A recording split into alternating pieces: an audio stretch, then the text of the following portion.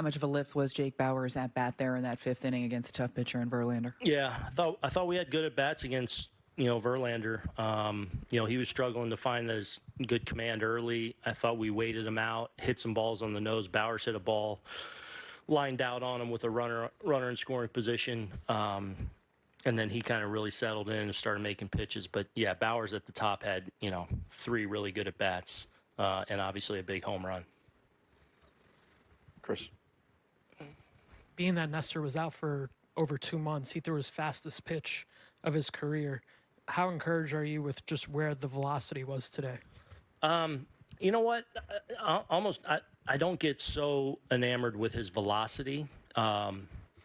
It's more the hitters kind of tell you, how it's playing. And so more the characteristics of the fastball. Because there's many a times when he's got great stuff where maybe it's 89, 90, 91 with the fastball that has the right characteristic to it where it's getting guys by guys at the top. So, I mean, I'm not surprised in that that's what the whole outing looked like to me. But usually I don't go a lot by the gun, especially with him. In your last 3 wins, you've opposed McClanahan, Javier, and Verlander, and you've had decent at bats. How encouraged are you by those? Yeah, I mean, it's just a few games, but it has been. The at bats have been better. Again, it's not always results in a big number or a big score, but you want to feel like you're putting together good at bats. And I think the last 3-4 days, we've seen that. And, we got to continue that if we're going to, get to where we want to go. Mark, over to the right. Aaron, is it easier to bring back Nestor, who's not fully built up, when the bullpen is pitching as well as it is right now?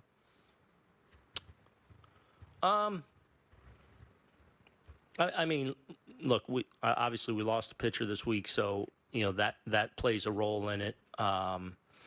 So I think more than anything, it's that, especially when you're playing in these games where we're in a stretch of 13 in a row, that's a tough way to go when you're bringing a pitcher that's short, even though you got a great pen, because it, can put you in some trouble on days before, days after, and things like that. So I don't really think in this case that played a big role.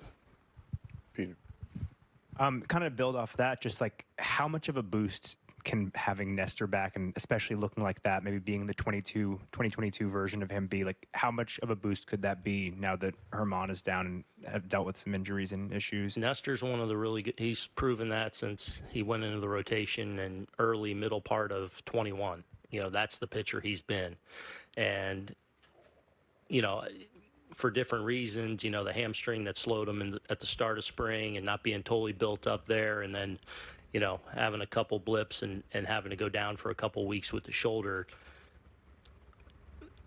In the midst of all that early in the season, he was showing that he's the old guy too. So it's a huge lift. It's why we've been looking forward to getting him back, because we know what he's capable of. And I think you got a glimpse of that today.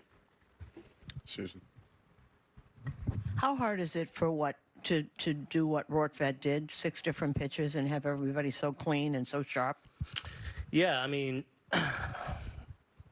it's been huge. I mean, especially when you're talking about, I think everyone appreciates and certainly knows how I feel about Jose Trevino. So to lose him and the impact he has behind the plate, to have Ben come up and kind of, seamlessly fit in. We got a little glimpse of him earlier in the year when he got called up for a few days, and I thought he really handled himself well in his couple of chances, and he's continued that here now. So it's been good to see. I mean, we traded for him a while back because we believed in the catching ability. It's taken him a while to get there with some of the injuries he's had to deal with, but it's good to see him come up here and have a real impact.